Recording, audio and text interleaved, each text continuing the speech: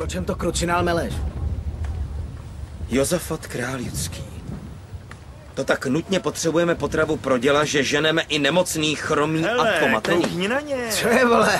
Koukni na ně. Kde se tu bereš? Nazdar, chlapi. Jak jsi nás pro boha našel? Ahoj, přijel jsem s Deltou. Co? S těma záložkama? Brede, nebudeš tomu věřit, je to blázinec od prvního dne.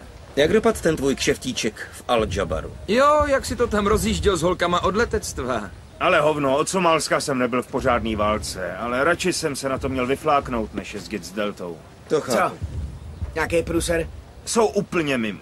Ale nemají ani výstroj, ani žrádlo. Berou eskorty jenom, aby se nažrali a posílají je do těch vesnic, aby si tam hráli na kovboje jako ukázku síly. A jednou přísahám bohu je napadlo, jaká to bude prdel dávat těm dětem pornočasy. Hustlery a Maximy a takový ukázali mladým, za co bojujeme. A pak tam najednou přilít starej a řval na tlumočníka něco o tom, že jim kurvíme morálku nebo co, chápeš?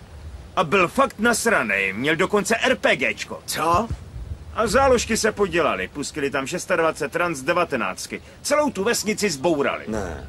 Ale to kecáš. Oli Nord to všecko nafilmoval. Co? Ten Oliver North? Kurva, Oliver Nord tam přijel s celým štábem od Foxe. Oliver Všecko, North? co natočil, jako by to byl nějaký zvrat v téhle válce. Ty záložky z Delty jsou poldové z LA a protidrogovýho a hlídači z letiště. No řekni, je to možný. Jo. A velí jim takovej Napoleonek nějaký desátník z městské policie v Albuquerque. Přísahám bohu, ten voca si na Humvee přidělal normálně kravský rohy.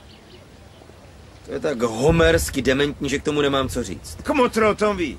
Posledních pár neděl se úplně vyhýbal spojení. Ale teď jsou tady a pojedou s vámi. Kurva ne, oni k nám dali záložáky. To je nějaký kec, ne? To je asi on, kreten. Vidíš to? Jestli kecám, ať se hebnu. Ostrý, Mariňa.